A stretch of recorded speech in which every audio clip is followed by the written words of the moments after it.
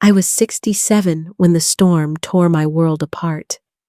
One moment, I was standing in my kitchen, and the next, my house was gone, splintered, scattered, swallowed by the roar of a tornado. Everything I'd built, every photograph, every memory tucked in drawers and cabinets, ripped away in the space of a few minutes.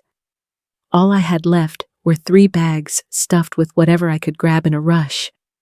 When the winds calmed and the sirens faded, I thought at least I still had family. My son Daniel, my only child. I drove to his home, exhausted and shaking, praying for a sliver of comfort. I told myself that if anyone would open their door without hesitation, it would be him. But standing on his porch, I felt the ground fall from beneath me all over again. He looked at me with a coldness I had never seen before. He told me that he and his girlfriend needed their privacy. Privacy. As if my grief and shattered life were an inconvenience. As if I were a stranger asking too much. I stood there, heart pounding, unable to process the words. I wanted to remind him of the nights I stayed up with him when he was sick, the sacrifices I made so he could go to college, the years of working double shifts to keep food on the table. But all of that meant nothing in that moment. He closed the door, and I was left outside, carrying 3 worn bags that suddenly felt heavier than bricks. So I drove until I had nowhere else to go and ended up in a Walmart parking lot. I set my bags beside me under the harsh glow of the streetlights and tried to steady my breathing. Cars rolled by, people walked past, but no one looked my way. I had gone from a mother with a home to an old woman sitting on the edge of a parking lot, invisible and alone.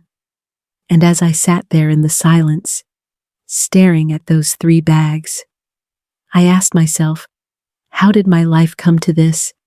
That little house in Cedar Creek wasn't just wood and nails to me, it was the place where my life unfolded.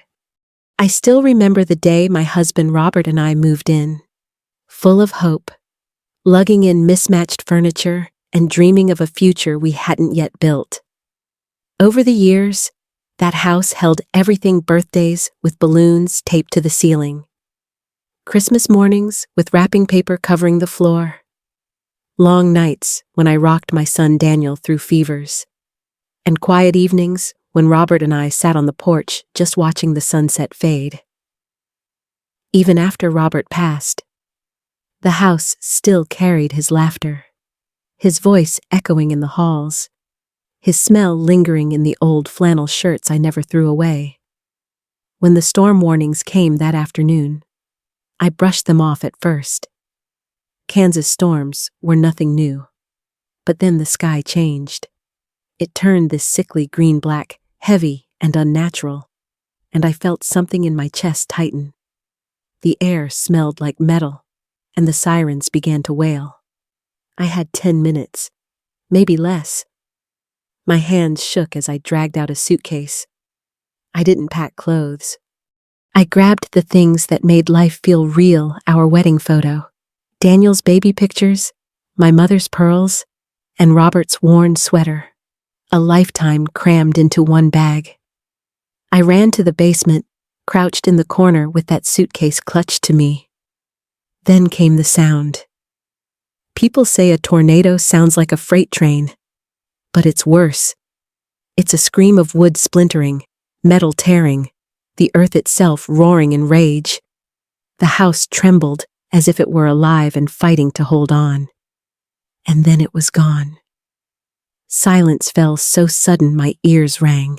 When I came back up the stairs, there was no living room, no roof, no rose garden, just sky staring down at me where my ceiling once was.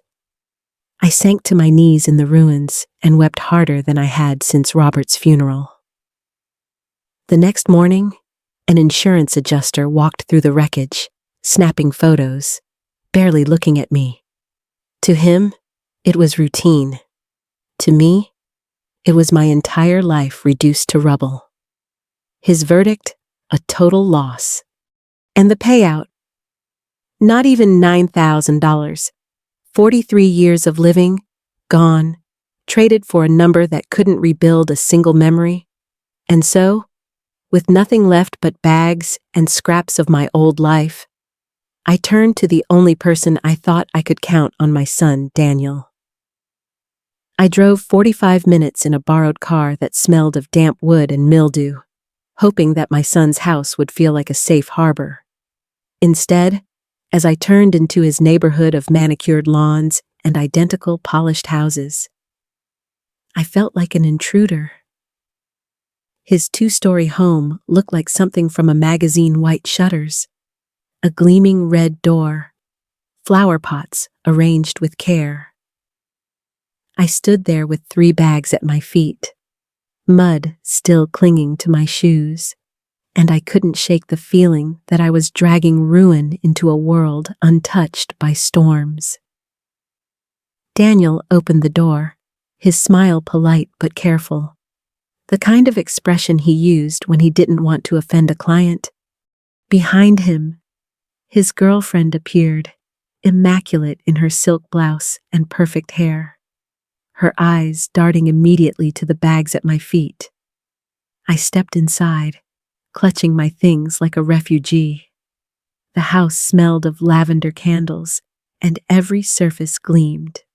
My clothes carried the stench of wet drywall and smoke.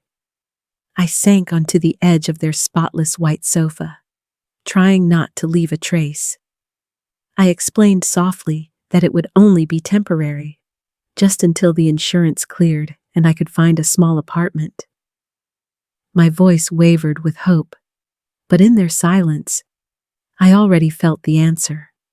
They spoke in measured tones, all kindness on the surface, but the message underneath cut sharp.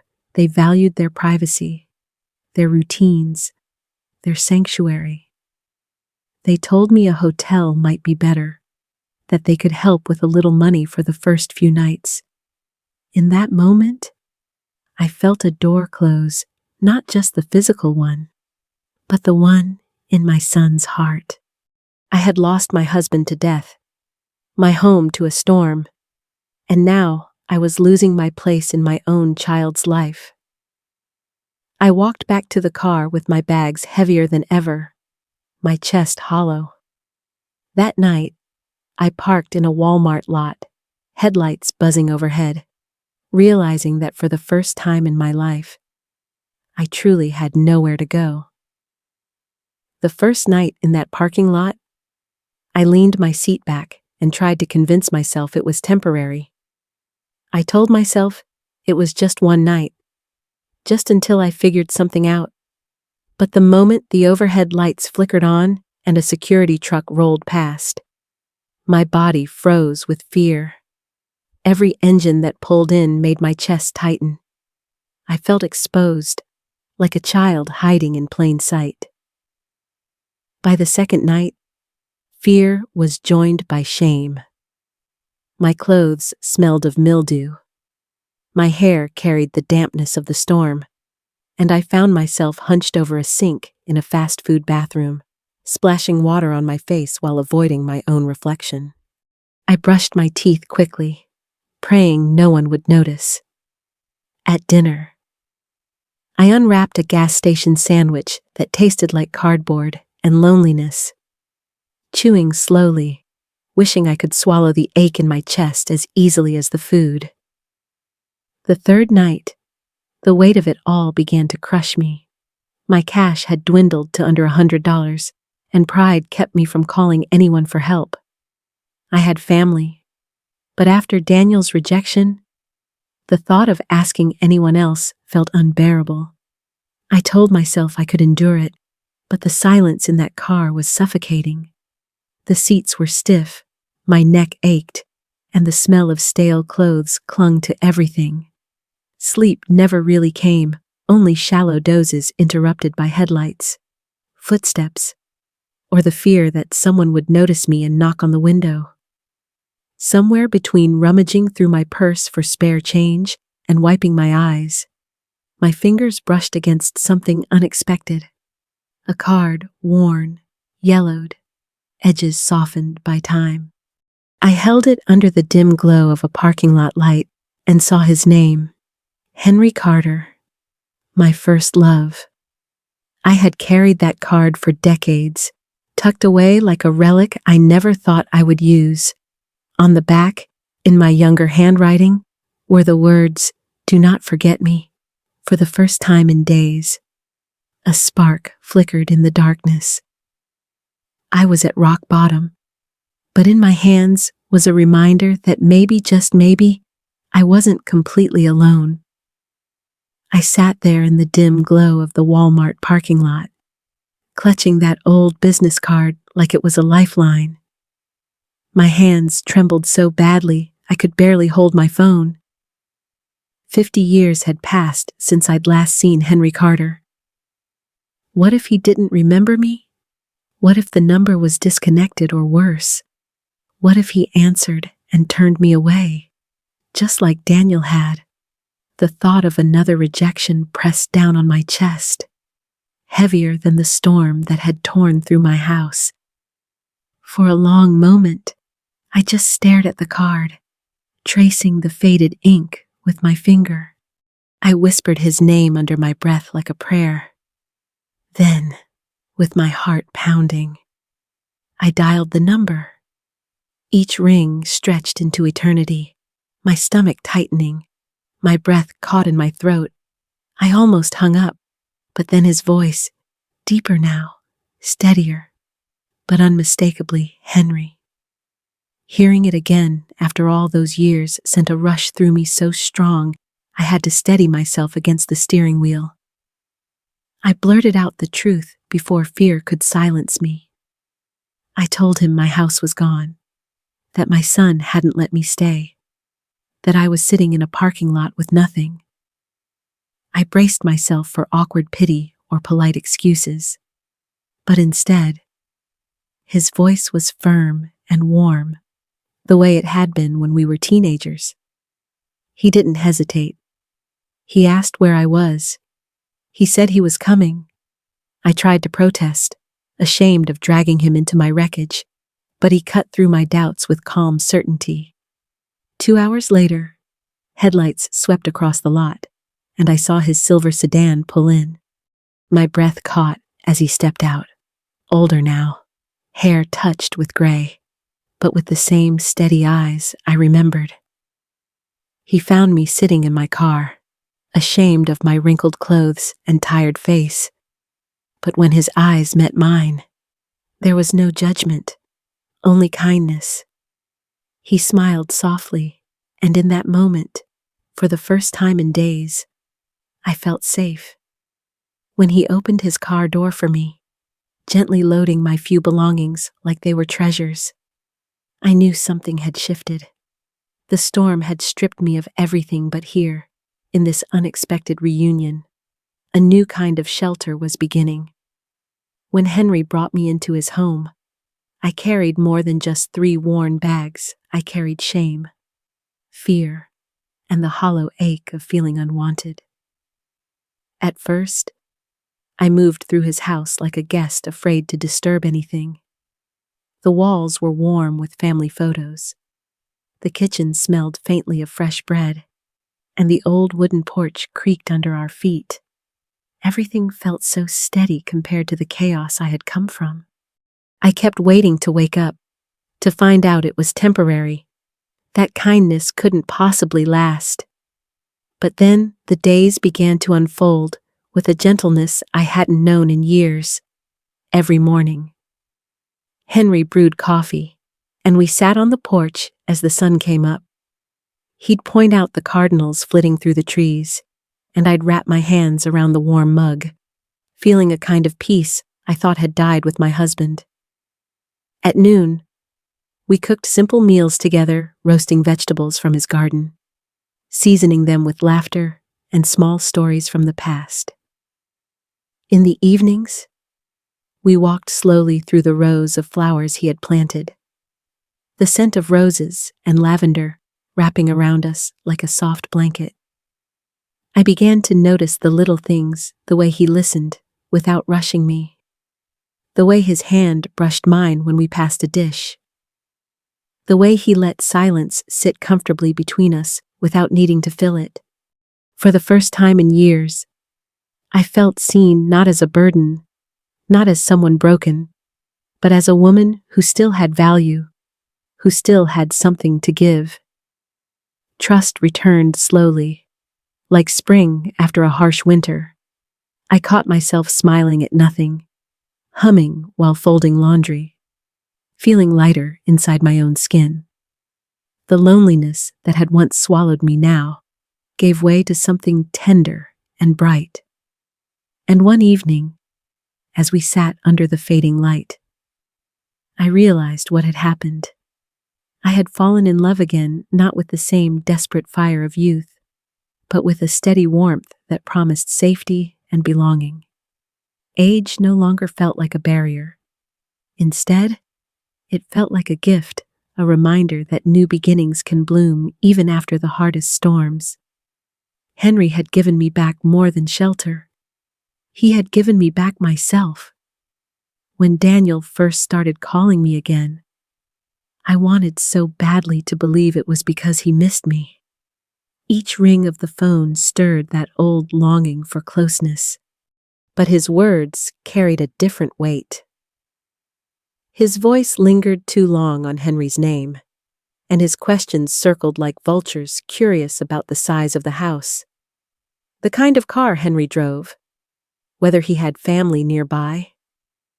At first, I brushed it off, telling myself I was being unfair, that maybe guilt had finally caught up to him. But deep down, I felt the truth pressing on my chest. Soon after, his girlfriend began showing up with little offerings, candles, scarves, even a box of chocolates. She smiled too brightly, her words dripping with a sweetness that felt hollow. I held those gifts in my hands, and instead of comfort, they burned like reminders of the distance between us. The gestures weren't about love. They were rehearsed, like props in a play I hadn't agreed to watch. The tension grew heavier when Henry invited them to dinner. I told myself it might be a chance for healing, but my stomach twisted the whole afternoon. At the table, Daniel's eyes wandered across the room, cataloging every piece of furniture, every framed picture. His compliments came off as rehearsed, and when the conversation bent toward Henry's work, the greed in his curiosity was almost too loud to ignore. I sat frozen between hope and dread, wishing for my son's love, but hearing only calculation in his tone. My chest tightened as I realized how far gone we were, and just when I thought I couldn't bear the humiliation, Henry's steady voice cut through the air. Calm but firm, he laid it bare, the difference between caring for someone and trying to use them. The words landed like stones on the table, final and undeniable. In that moment, I didn't just hear Henry defending himself. He was defending me, my worth, my place at his side. My heart trembled with relief as I looked at him, realizing I had never felt so fiercely protected. For the first time, I wasn't just surviving in someone else's story. I was standing at the center of my own. In the silence that followed the dinner confrontation, something inside me settled. I had spent so many years chasing scraps of affection, hoping blood ties would protect me from loneliness. But that night, watching Henry stand firm beside me, I realized peace doesn't come from forcing love where it doesn't exist. It comes from choosing the people who choose you back. Our wedding was nothing like the grand celebrations I used to imagine as a girl. It was simple, almost modest, just a few close friends, a small church, and sunlight streaming through stained glass like a quiet blessing. I wore a soft blue dress, Henry said, brought out the brightness in my eyes. He held my hands with such steadiness that I forgot. For a moment, every storm I had weathered, there were no extravagant flowers, no long guest lists, only the kind of joy that doesn't need to be decorated. Life with Henry has been built on the little things, sipping coffee together on the porch as the morning air drifts in, tending to the tomatoes in his garden, laughing at old memories we share as if no time has passed at all. With him, I no longer feel invisible. I am seen. I am cherished, and I am reminded that it's never too late to begin again. Looking back, I see that strength was born from every wound, the storm that took my house, the rejection that broke my heart, the nights alone in my car. Those moments carved space in me for something better, something truer. To anyone listening to my story, I want to leave you with this: family is not always about blood. It's about the ones who stand beside you when the ground falls away. Don't be afraid to let go of what hurts you, and don't be afraid to embrace the love that finds you, even if it arrives later than you expected. If this touched you, I ask you to share it. Leave your thoughts in the comments, and hold close the people who truly matter. Because sometimes, the greatest gift in life is the chance to start over.